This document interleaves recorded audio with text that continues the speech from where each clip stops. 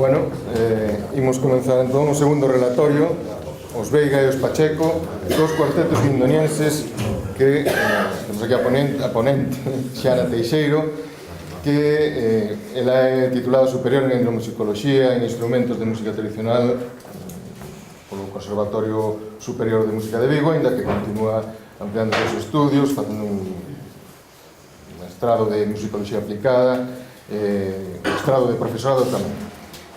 Aparte de ser estudiante, pois combina os seus estudios con actividades en diversos grupos folclóricos, a Banda Gaita Saraval, o Cuartetos Marajotas e outros que tedes aí no pequeno currículum que vos pasamos. Xa, sin máis... Vale. Bueno, pois eu vou vos contar a historia dos Veiga e dos Pacheco, que eran dos cuartetos mindonienses. Eu vou empezar dicíndovos, explicándovos por que decidín facer este traballo, non? Este traballo foi obxecto do meu traballo fin de estudos de musicoloxía. Entonces, pois eu sempre tuve en claro que quería facer un estudo musicolóxico galego no que a gaita tivera un papel importante porque é o meu instrumento, non? Entonces, a partir de aí, pois tamén me comecei a interesar por esas agrupacións donde o clarinete tocase xunto con gaitas, porque tamén son aficionado ao clarinete e tamén fai pouco empecé a tocar o clarinete en agrupacións con gaita, non? E así pouco a pouco, pois descubrín os Pacheco de Mondoñedo, que para a miña sorpresa descubrín que tiñan unhas gaitas moi particulares, que foi o primeiro que descubrín así deles, despois que tiñan formación particular para o ano ao que pertencían, que era de dúas gaitas, caixa e bombo. Atopei parte do seu repertorio e tamén descubrín a súa actividade. E, a través deles, pois, descubrín os Veiga, que foron os antecesores dos Pacheco, e cumpriron funcións análogas na época, é dicir, que as actuacións que levaron a cabo uns tamén foron as que levaron a cabo os outros posteriormente. E neste caso sería outro tipo de formación, que sería a de gaita, clarinete, caixa e bombo.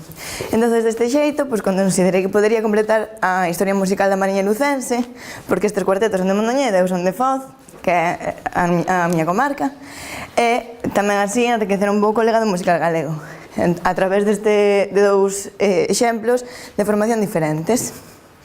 Entón, en canto a metodoloxía que levei a cabo para realizar este traballo, pois centreime, en primeiro lugar, nun maleirado de prensa, que na biblioteca de Mondoñedo e tamén da prensa online. E a partir da prensa construín a historia de ambos cuartetos. Despois procurei partituras e analiceinas, que decidín analizalas baixo os parámetros analíticos da música culta. Outro apartado que levei a cabo foi a análise das gaitas, ao cal me axudou Pablo Carpintero, que lle quero dar as gracias. En este apartado, pois, descubrín que había dúas gaitas en Mondoñedo e en Ortigueira e levamos a cabo dúas análisis, non? Determinamos as frecuencias de cada nota do punteiro para determinar a súa afinación e a outra parte foi medir as gaitas para posibilitar réplicas nun futuro. E a derradeira parte do meu traballo consistiu na grabación das partituras que atopei e que interpretamos baixo o noso parámetro, baixo o noso criterio interpretativo. En canto ao estado da cuestión, quería destacar que as referencias que atopei aos Veiga e aos Pacheco foron moi escasas. Apenas había referencias a estes cuartetos e a non ser no libro A música en Mondoñedo, que é un libro que escribiu Andrés García de Oural e Moncho García. Neste libro contas a historia dos músicos mindonientes desde o máis pasado hasta a actualidade na que foi publicado o libro. E tamén no blog Miscelánea Mindoniense se recollen moitas entradas deste libro que o leva Andrés García. Despois tamén había referencias a este libro no libro de instrumentos tradicionais galegos, unha selección natural de Pablo Carpintero e no CD libro de Os gaiteiros de Soutelo, da editorial Ubirmos. Tamén empregamos, para levar a cabo este traballo, recopilacións de prensa donde había artigos de Lence Santar, que foi o cronista oficial de Mondoñedo daquela, de cando os Veiga e os Pacheco estuveron en activo. Entón, a primeira recopilación de prensa é de etnografía mindoniense, que a levou a cabo Armando Requeixo, E despois Mondoñedo, Regreso al pasado, de Isidro Fernández Villalba. Ambas os artigos son de Helena de Santar. E aquí podedes ver a hemerografía que consultei para levar a cabo o traballo. Despois tamén utilizamos as gaitas e as partituras orixinais. Un dos libros que empregamos para a realización do contexto foi Geografía del Reino de Galicia de Amor Meilán. E agora imos xa co contexto musical e social de Mondoñedo de comezos do século XX. Bueno, pois Mondoñedo foi unha cidade que destaca sobre todo polo seu pasado, non? Ten unha historia moi longa, foi capital da diócese de Mondoñedo Ferrol, e ten un pasado mitolóxico pois moi amplio. Por exemplo, podemos destacar a lenda Bría, que explica a existencia das covas do Rei Centolo, por exemplo. E despois, é agora, a comezos do século XX, cando chega a época da industrialización, non? Chega unha grande industria de pan, de serradeiros, e tamén emerxe o pequeno comercio e os oficios, hai reloxeiros, barberías, e a agricultura tamén ten un papel importante. Pero chega un momento no que as industrias deixan de resultar vendibles, entonces prodúcense a migración a cidades máis grandes ou as Américas, e diminúe a poboación. A Catedral de Mondoñedo é o monumento máis importante da cidade. Tiña unha capela musical da que saíron numerosas persoas de renome para a cultura galega, non? Entre elas foron o mestre Pacheco e Pascual Veiga, que son as persoas que lle dan nome aos nosos cuartetos. O mestre Pacheco, que nace en 1784 e morre en 1865, é natural de Mondoñedo, é neno de coro, ten un bon comportamento, e o seu bon comportamento permite ir a Santiago a perfeccionar os seus estudos, e despois dos 22 anos xa acada o posto de mestre de capela na Catedral de Mondoñedo.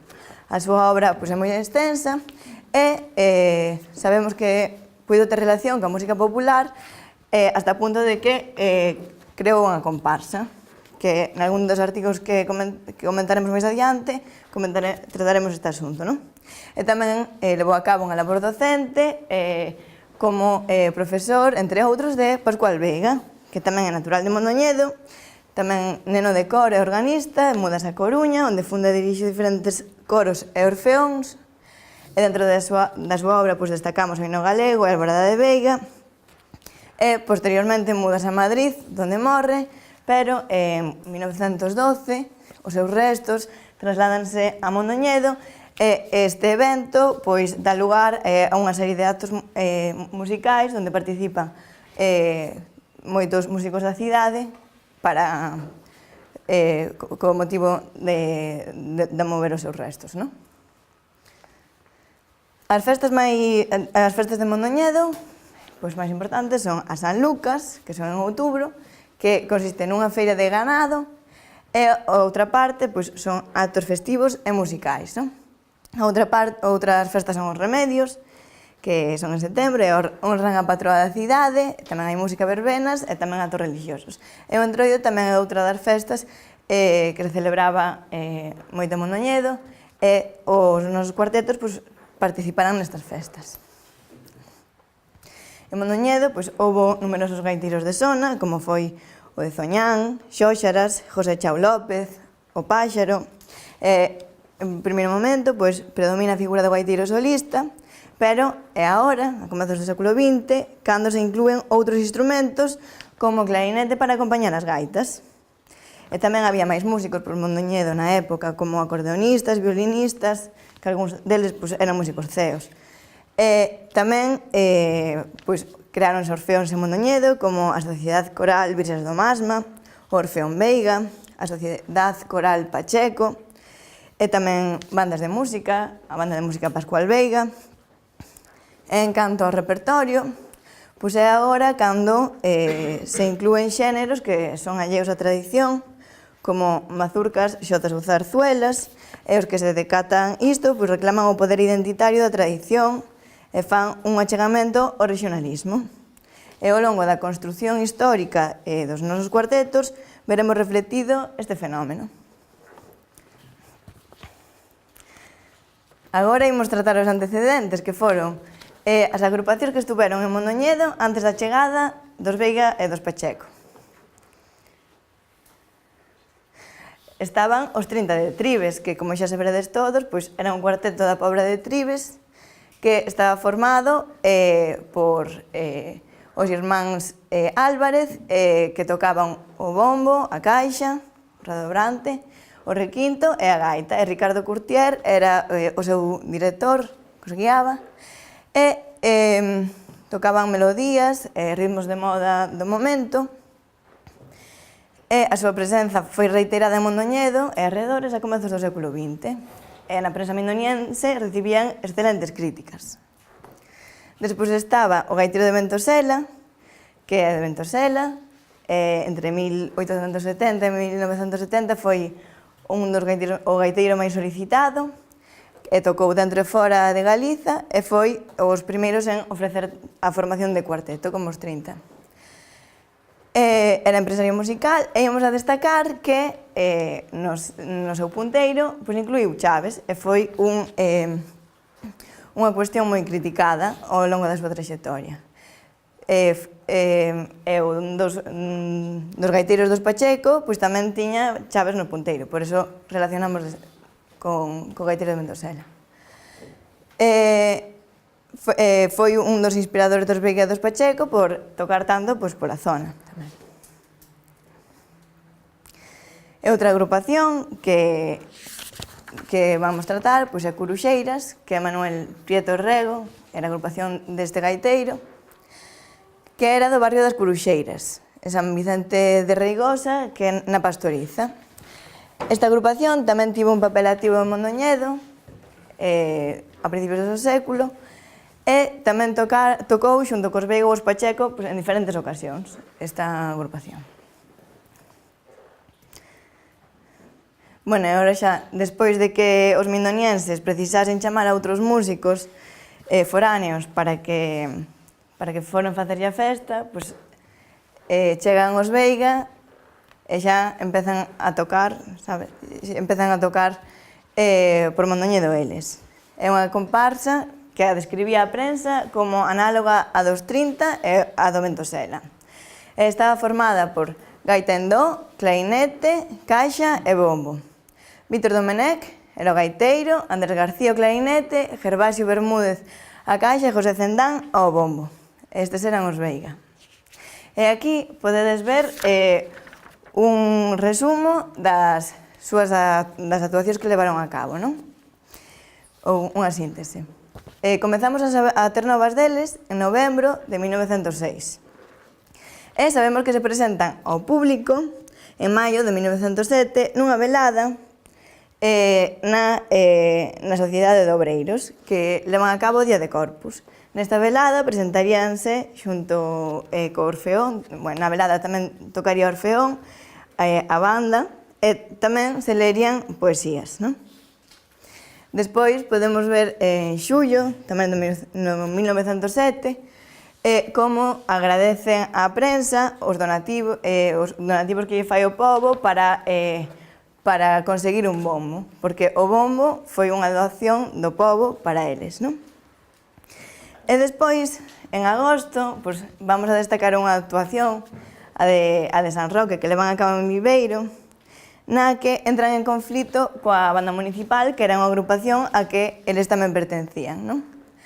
Eles deciden ir a Viveiro a cumprir cunha actuación, a pesar de, supostamente, estar comprometidos coa banda municipal. Entonces, isto crea un conflito entre eles, entre a banda e os Veiga, e esta disputa acaba por expulsar aos membros do cuarteto da banda.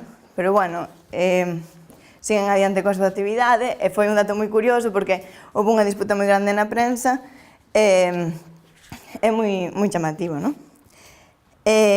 Despois, outra das festas nas que chamaron moita atención, foi na festa de San Ramón de Adelán, en Alfoz, na que publicaron unha crítica na prensa que decía o seguinte, non? No exagero con decir que el entusiasmo andaba desbordado, porque los viejos se sentían rejuvenecer, recordando los tiempos, todavía no muy lejanos, en que Monteira era objeto de más estimación que lo es hoy, e a gaita facía ferver os pés da xente aficionada a bailar muiñeira, e se lamentaban de que los jóvenes de ahora no sepan bailar desagarrados. Y si el entusiasmo llegó a apoderarse de los viejos, ¿qué no había de apoderarse de la gente joven siempre dispuesta a entusiasmarse? Esos airiños da terra que os Veiga nos hicieron escuchar penetraron en el alma de todos y quedaron en el oído de muchos, que ya los cantan en alta voz por esta pintoresca aldea. Y los que sentimos la añoranza de los tiempos pasados, con las costumbres, trajes, música y alegres fiestas de nuestros mayores, de todo corazón felicitamos a tan entusiastas jóvenes, no dudando que el comportamiento leal y grave, al trato fino y delicado, y las aficiones al arte y tradiciones propias, juntamente con las aptitudes no vulgares de que vienen dando pruebas, les abrirán camino. Que sigan por la senda emprendida. El arte gallego es sin duda alguna delicado y el campo que se ofrece a la labor perseverante de quienes se precian de discípulos de un maestro gallego como Veiga es muy fecundo. Galicia les vivirá agradecida si les restituyen, elevados al mayor grado de perfección.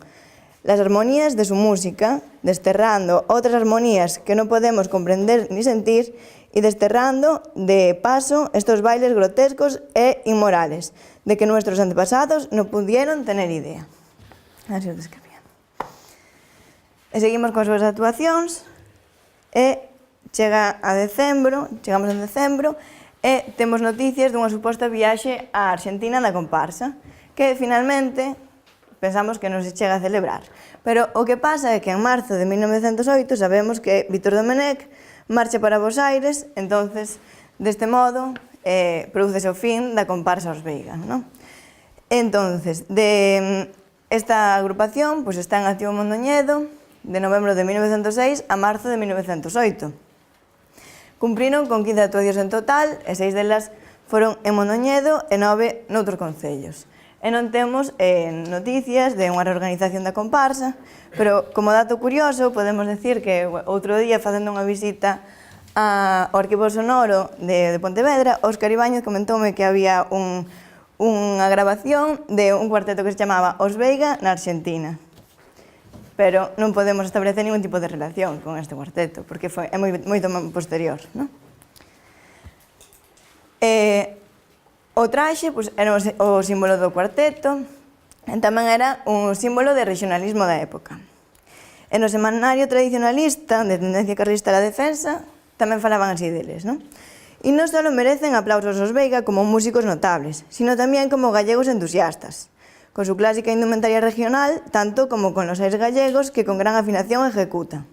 Interesan gratamente, constituyen una nota saliente y brillante de sano regionalismo, de regionalismo que el más centralista tiene por fuerza que aplaudir.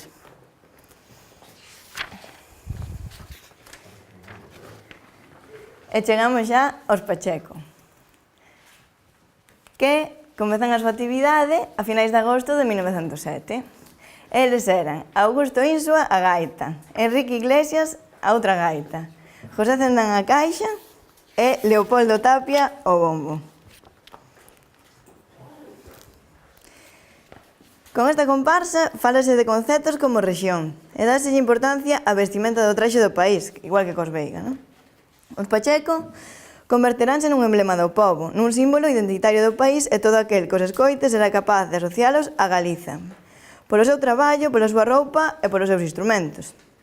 É o primeiro cuarteto galego no que o clarinete é desprazado por unha gaita, a pesar que, cando trataran os asuntos do seu repertorio, decían que recuperaron o repertorio que o mestre Pacheco empregara para a súa comparsa, para a agrupación que na que el formaba parte, na que escritas el profeso para 2 gaitas por el genial Pacheco. Pero de este dato non podemos comprobar, non podemos corroborar.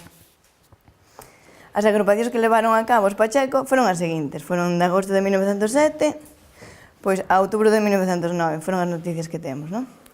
Eles presentáronse públicamente no casino para recadar fondos para a festa da San Lucas, o Día de Corpus. Esta actuación tuvo lugar en xuño de 1908 e aquí participaron tamén a banda municipal, Orfeón Veiga e o famoso tenor do momento, don Julio Brandón, non? En setembro de 1908, os Pacheco reciben 3 pezas, unha xota, un pasodoble e unha muiñeira de José Lodeiro Piñeiroa. Que estas pezas falaremos máis adiante, porque son 3 das que posiblemente atopamos. Na prensa non aparecían os títulos, pero nós atopamos de Lodeiro Piñeiroa escrito para 2 gaitas, caixa e bombo, unha xota, unha muiñeira e un pasodoble. E aquí podemos ver o programa da súa actuación, da súa presentación. Nunha das críticas que salían na prensa, despois da actuación, pois destacaron as súas gaitas, que unha delas era de prata e tiña chaves. E tamén destacaron que empregaron o bombo que os Veiga usaran, porque o bombo dos Veiga que lle mercara o pobo pasou a ser usado polos Pacheco. Isto aos Veiga non lle pareceu demasiado ben, pero o pobo, como tamén consideraba que esta comparsa que era deles, era para Mondoñedo, pois seguiron usando o seu bombo. Os Pacheco, pois, duran pouco tempo, de agosto de 1907 hasta outubro de 1909. Levan a cabo 8 actuacións e todas elas foron a Mondoñedo. Pensamos que o fin do primeiro período da comparsa foi debido a que Augusto Insua tivo que emigrar a Argentina. E atopamos fotos de Augusto Insua en Argentina no período no que os Pacheco desaparecen, non? O segundo período desta agrupación tarda 7 anos en chegar, que non é hasta 1916. En este período volven a ter presencia en Mondoñedo os 30 e Curuxeiras, sobre todo.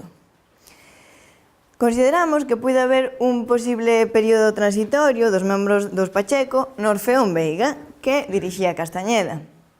Que Castañeda tamén foi un dos compositores que dedicou unha parte da súa trayectoria a esta agrupación. Sabemos que en 1913 Orfeón organizou unha comparsa a que pertencen Enrique Iglesias, Baldomero García, José Cendán e Jesús Díaz. E os Pacheco, no seu segundo período, que se reorganizan en abril de 1916, os seus integrantes eran Enrique Díaz, Baldomero García, que eran os que pertencían a Orfeón tamén, e despois estaban Alfredo Romero e Ricardo Veiga. Neste caso, desprazan a unha gaita polo clarinete. A súa presentación ten lugar o día 30 de abril, pero non temos noticias da crítica. Aquí podemos ver así algunhas das actuacións que levaron a cabo, as que recollemos na prensa. Vamos a destacar a de novembro de 1917, onde teñen grandes éxitos nas veladas de Viveiro de Ortigueira, que foron unha velada conxunta que levaron a cabo co Orfeón Brisas do Masma. Aquí podemos ver máis actuacións da agrupación. E o fin da comparsa está un pouco difuso, non? As noticias que temos sobre eles chegan hasta outubro de 1925 e consideramos que o seu fin pode ser debido a que emerxen outro tipo de agrupacións, como puderon ser as bandas ou as orquestas de baile. Sabemos que na San Lucas de 1919 e de 1920, que levou a cabo a festa, pois foron a banda municipal. E outra das causas puido ser que o cuarteto nunca foi o medio de vida dos integrantes, que tiñan outros oficios cos que se gañaban a vida. Non eran exclusivamente músicos. E aquí podemos ver as actuacións dos Pacheco no segundo período. 19 delas foron en Mondoñedo e 6 noutros concellos, as que recollimos. En canto ás actuacións que levaron a cabo, pois 14 foron en festas populares ou religiosas e 5 en homenaxes. A súa actividade comeza en abril de 1916 e remata a partir de outubro de 1925. Xa non volvemos a topar noticias deles. E aquí están os Pacheco, no seu segundo período, e o que está no medio é José Castañeda, que é o director. E aquí están as actuacións dos cuartetos. Os Veiga levaron a cabo 15, os Pacheco no seu primeiro período, que é onde aparecen con 2 gaitas, solamente levaron a cabo 8, e os Pacheco no seu segundo período leva a cabo 25 actuacións. E imos agora a tratar o repertorio. Aquí están as pezas que recollimos a partir da prensa, que foron interpretadas polos Veiga e polos Pacheco. Os Veiga interpretaron xotas como Viva Galicia, La Mindoniense, de Romanxas, Coruxeiras, Muñeiras, como os Muños de Arriba, A Paula, Baliñadares, Pasodobres, outras, Alborada de Veiga, tamén seguro que tamén non foi interpretada polos Pacheco, moi tocada na época, Mazurca, Balada. E os Pacheco tocaron Muñeiras como A Festa na Aldea, Os teus ollos falan. Este repertorio, os compositores que máis se dedicaron a estas agrupacións foron Xosé Lodeiro Piñeiroa e José Castañeda. Entón, por iso, consideramos que é interesante tratar un pouco a súa trayectoria, non? Castañeda nace en Mahón, en Menorca, e comeza os seus estudios musicais en Mondoñedo nas mans de Manuel Iglesias, porque despois desprázase a Mondoñedo, non? Moi novo. É director da banda de música, que era o director da banda de música no momento, Manuel Iglesias, non? A parte de músico, tamén exerceu outras profesións como tipógrafo e carabinero. E foi o creador do Orfeón Veiga. Levou a cabo as labores de músico, de compositor e docente, e as partituras que atopamos del, que estaban destinadas aos Pacheco, atopámolas no arquivo de Moncho Castañeda, que era o seu neto. Despois temos a José Lodeiro Piñeiroa, que este era natural de Mondoñedo, e amplía a súa formación en Madrid hasta que consigue plaza no reximento de terceira clase, hasta que consigue plaza como músico maior de terceira clase no reximento de Asia, non? Dirixe diferentes reximentos, estuda con músicos como Varela Silvari, e na súa formación, nas súas composicións, vese unha clara influencia militar, non? Que xa escoitaredes a continuación.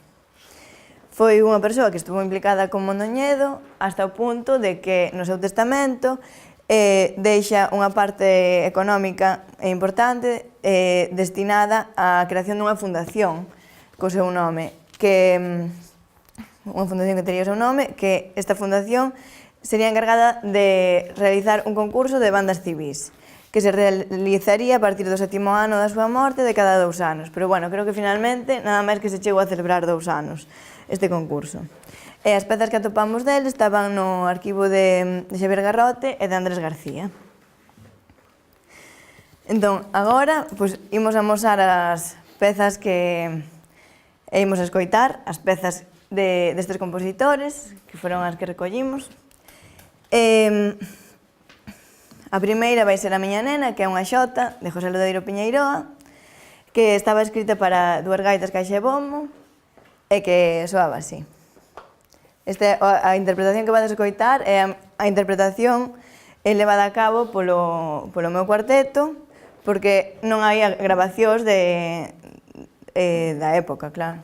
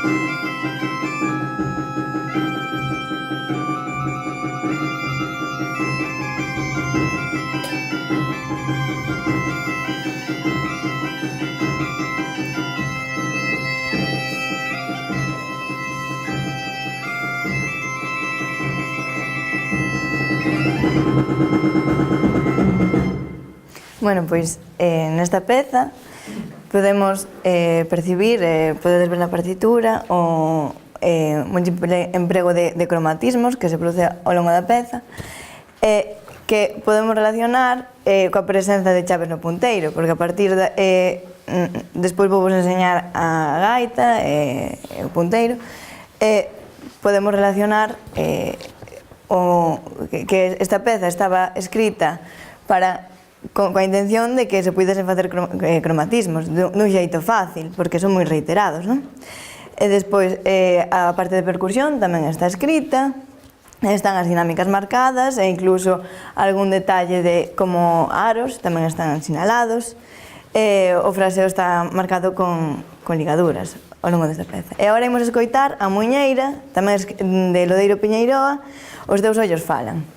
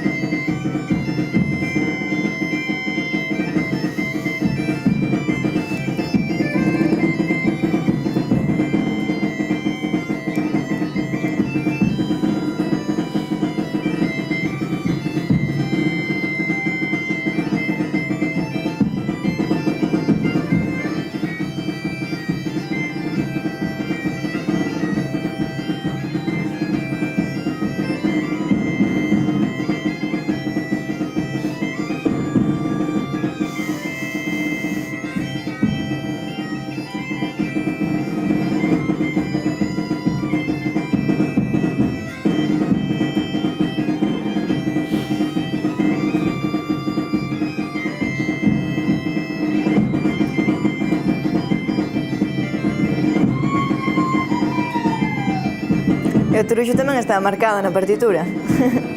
Sí.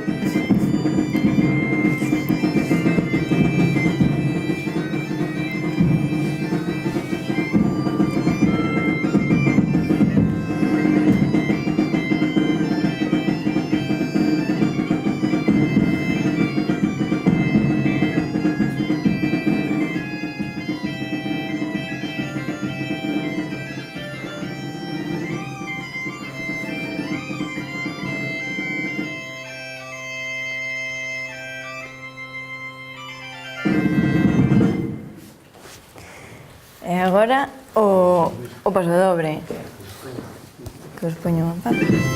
Tamén de Lodeiro Piñeiroa.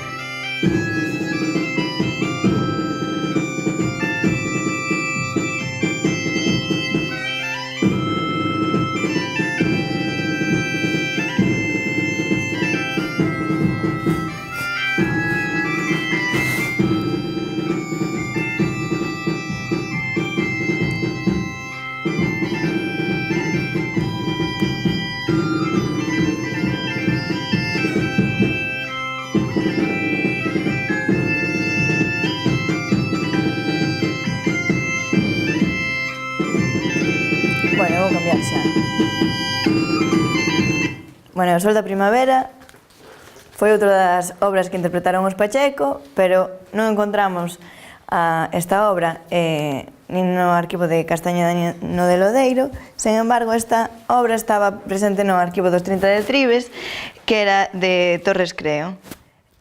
Sabemos que esta obra foi interpretada o 18 de xuño de 1908 por os Pacheco no Casino de Mondoñedo. Por tanto, esta obra sería interpretada nesta época por dúas gaitas, por caixa e bombo, non? A Foliada, que era de Chanet, tamén foi outra das obras que os Veiga e os Pacheco interpretaron nos seus diferentes períodos. Esta partitura tamén a recollemos do arquivo dos 30 de Tribes. Se foi interpretada polos Pacheco no primeiro período, destinada para dúas gaitas, non? E agora imos coas obras de Castañeda. Na San Lucas é unha suite de músicas populares galegas que ten diferentes partes, non? En plan, un aire de vals, alalá, foliada, alborada, e ten unha parte da alalá lenta que pon na partitura alalá das coruxeiras. Despois, ao final, vou a reproducir esta partitura tamén, esta obra tamén. Tamén foi a obra que interpretaron os Pacheco na súa primeira actuación, non? Outra das obras que atopamos foi La Gloria de Galicia, que estaba no arquivo de Moncho García, pero esta obra, sin embargo, non a encontramos relación na prensa, que fora interpretada polos Pacheco, pero a formación para que está destinada, que é de dúas gaitas, e pola letra e pola xito que está escrita, pois tamén consideramos que foi parte ou que puido ser parte do repertorio dos Pacheco. La Mindoniense foi a obra coa que se estrearon os Veiga na súa actuación no Casino. Daqui encontramos a partitura de clarinete no arquivo de Moncho Castañeda. Os Veiga, Fin de Festa, tamén foron outras das obras que atopamos no arquivo de Moncho Castañeda, que tampouco pudemos relacionar a través da prensa, que foron interpretadas por eles, pero tamén para a formación a que estaban escritas, aínda que somente pudemos atopar dos Veiga a partitura de gaita, de Fin de Festa atopamos unha partitura que non especifica para que instrumento está escrita, pero que se supón que é de gaita segunda ou clarinete, pois tamén consideramos que foron parte do repertorio destas agrupacións. E agora imos coas gaitas. Coas gaitas do Sinsua, porque atopamos dúas gaitas de prata. Unha estaba no Museo da Catedral de Mondoñedo, que foi doada ao Museo Catedralicio por Mari Carmen Insua, que era filla de Augusto Insua, que é o gaiteiro dos Pacheco. E despois tamén atopamos, en Ortigueira, dúas gaitas. Unha de prata, con chaves, moi parecida á gaita da catedral, é unha gaita de buxo con chaves. E destas gaitas, pois, comprobamos a afinación, que estaban todas alrededor do tono de re, e tamén tomamos as medidas, non? E aquí imos, pois, as imaxes da gaita, non? Esta é a gaita que estaba na catedral, que relacionamos con Augusto Insua. Se vos fixades, sobre todo, na copa do punteiro, pois, é a que Augusto Insua pois, tocaba, e tamén pola primeira do ronco. Podemos volver a ver a moedinha? A primeira vez? Sí.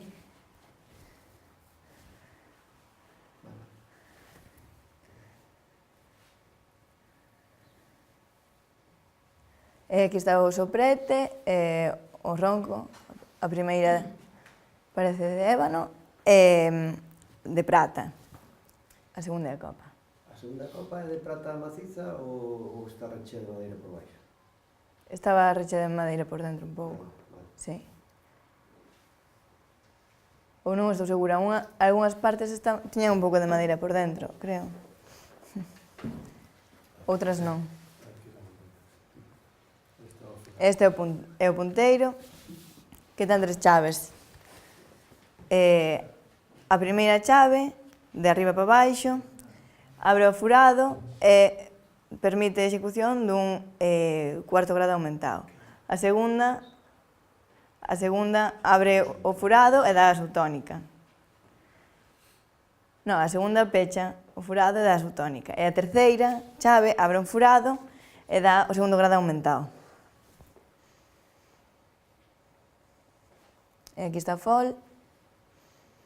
Esta é a gaita de buxo de ortigueira, que tamén ten o mesmo número de chaves, e así a modo de exemplo, pues, gravamos un vídeo, e para que vexades como soa, ainda que está un pouco desafinado tal, para que vexades o timbre.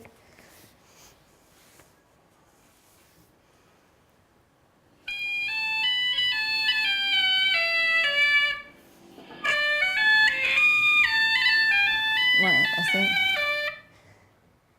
Esta é outra gaita de prata. Bueno, igual a outra non tiña madeira por dentro, pero esta sí, que ahora mesmo non me acordo ben. Nesta sí que se vía que tiña madeira por dentro. E a outra ten que estar, se non ten que pesar moito. Xa. É a forma diferente. E tamén ten o mesmo número de chaves, para que vexades como son a gaita o punteiro de prata.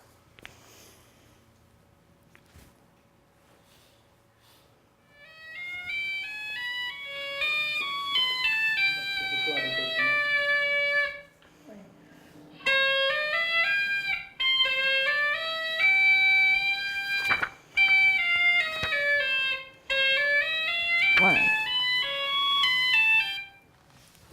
habería que axustar as chaves para que sonase mellor e todo iso, pero para a modo de exemplo.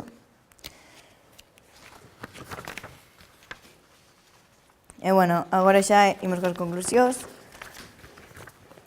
do meu traballo. Entón, aquí a gaita pois, era o eixo central das agrupacións, de ambas agrupacións, non? Referíanse a eles sempre como gaiteiros, a pesar de que houbera máis músicos dentro das agrupacións, como os percusionistas ou clarinetistas, non? E despois, en canto ao repertorio, trataban de recuperar o repertorio esquecido, pero, sen embargo, tocaron moitas obras de creación propia dos compositores, non? Os traxes foron o símbolo do regionalismo da época, de identidade galega, e eles sempre os usaban. Referíanse a eles como comparsa, que era como en Mondoñedo describían a esa formación, denominaban deste xeito así o seu cuarteto, non? Comparsa. A formación dos Pacheco, de dúas gaitas, caixa e bombo, pois, hasta o momento, pois, parece que foi a primeira agrupación deste tipo en Galiza. Tiveron unhas gaitas innovadoras, que eran de chave de pratas, e os cuartetos cumpriron pois, funcións análogas. E con isto quero dicir que as actuacións que levaron a cabo os Veiga despois foron as que levaron a cabo os Pacheco e despois os Pacheco no seu segundo período, que comparándoas, pois, que eran prácticamente nos mesmos lugares, non? Despois, os compositores e as obras amosannos diferentes cuestións. Unha era o estilo das obras e as posibilidades dos instrumentos. E, para rematar, o descoñecemento da súa existencia, sobre todo dos Pacheco no seu período, puido ser debido á escasa vida do cuarteto, a non profesionalización dos seus integrantes, e a que non nacen nun círculo do galeguismo, e a que teñen un marcado carácter local. Para rematar, vou poñer os agradecementos e vou reproducir un vídeo da obra Na San Lucas, dunha interpretación levada a cabo no meu fin de carreira, de gaita, para que vexades como soa o popurrí de aires galegos que interpretaban os Veiga. Desta partitura, desta peza, temos a partitura de gaita e de clarinete e a percusión e de creación propia.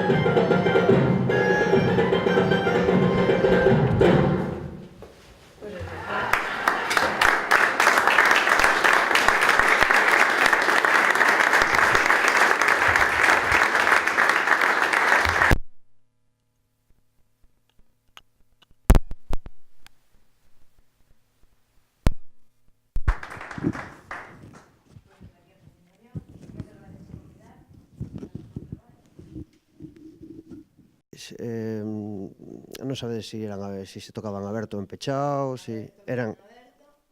O mi sedes así, con esta digitación, como o clarinete, como se daban os clarinetes, sí. Chama a atención que os losan como se houvese un vacío entre figuras de gaiteiros profesionais do 17, 18, 19, como se nesa zona houvese un vacío, non? Que de repente faltasen gaiteiros e aparecesen eles, ou... Tendes constancia de gaiteiros como gaiteiros solistas nas festas anteriores a eles, nunha época cercana? No período anterior a eles, pues, sobre todo había gaiteiros solistas que interpretaban e que tocaban por Mondoñedo, como o gaiteiro de Zoñán ou algún deles. Pero sí que dá a sensación de que hai un período de vacío e que a súa función, que é a dos Pacheco e a dos Veiga, pues, que era de recuperar ese repertorio esquecido e que incluso decían que a los viejos pues, nos hace recordar os tiempos pasados, pero non profundicei nesa parte do estudio.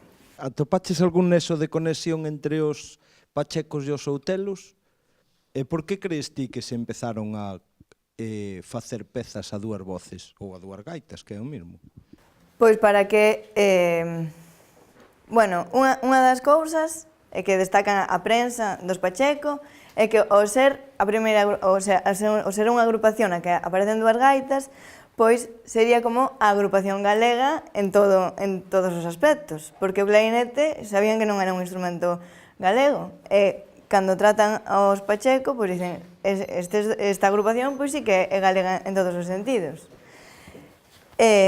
Aínda que tuvese unha caixa e un bombo de metal, que, por exemplo, outro gaiteiro, o Curuxeiras, tocaba con un tamboril, un tambor, non con unha caixa. Creo que unha das razóns é por eso. E outra das razóns, pois, creo que pode ser que como o pai de Augusto era artesán, tiña unha reloxería, pois ele era capaz de facer gaitas, e axudoulle a Augusto, ou entre os dous pois a fixeron, pois esa capacidade pois permitiulles poder afinar dúas gaitas, que igual hasta antes non o conseguiran. Entón, puideron ser esas dúas cousas que por fin chegaron a poder afinar e poder perfeccionar o instrumento para facer dous capaces de que soasen xuntos. Pero esta é a miña opinión, non sei se é verdade ou non. E ti crees que os compositores cultos tuveron algo que ver no nacemento entón do cuarteto de dúas gaitas, ou non? Os compositores que compuxeron pezas para eles. Ti crees que crees que foi unha idea dos propios gaiteiros tocar con dúas gaitas, ou que foi inducida polos compositores que compuxeron pezas para dúas gaitas? Creo que foi idea dos gaiteiros, porque primeiro foron os gaiteiros e despois os compositores pois lles axudaban, porque o lodeiro mandáballes pezas desde lonxe. Non estaba ali, estaba en Barcelona, estaba en outro sitio.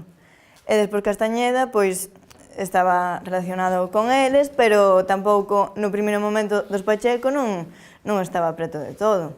Despois no segundo período, pois igual sí que foi el motivador, que xa que creara o Orfeón, que estaba metido no Orfeón e que tiña os integrantes do segundo período do cuarteto, moitos deles dentro do Orfeón, pois igual sí que foi cousa dele. Pero nos primeiros períodos, dos Veiga e dos Pacheco no primeiro período, creo que non. Bueno, pois norabó polo traballo, que está moi chulo. Moitas gracias. E gracias a ti por todas as axudas. Simplemente que eu en varias conversas con Xosé Seivane, co vello, faloume sempre de Curuxeiras como un dos grandes referentes del, e mencionoume en varias ocasións que chegara a ser gaiteiro da Catedral de Mondoñedo. Era si sabías algo deso ou que relación tiña Curuxeiras coa Catedral de Mondoñedo ou con Mondoñedo. De Curuxeiras tampouco estudiei moito, tropei artigos del, pero claro, como material que encontrei dos Veiga e dos Pacheco, pois decidí centrarme solo neles. do Curuxeiras, o que a min chamou moita atención a súa gaita, porque o seu ronco estaba así de lado. Intentei investigar a ver onde estaba a súa gaita, pero comentáronme que a destrozaran ou que a queimaran que xogando con esos nenos que se desfixeran dela. Entonces, do Curuxeiras non teño casi datos. E tamén sei, o sea, Susana Seivane creo que toca a muñeira de Curuxeiras, e creo que tamén hai señores que da zona da Pastoriza ainda ahora que se acordan de Curuxeiras. Pero bueno, seguro que Curuxeiras dá para outro traballo ben grande, sí. Gracias.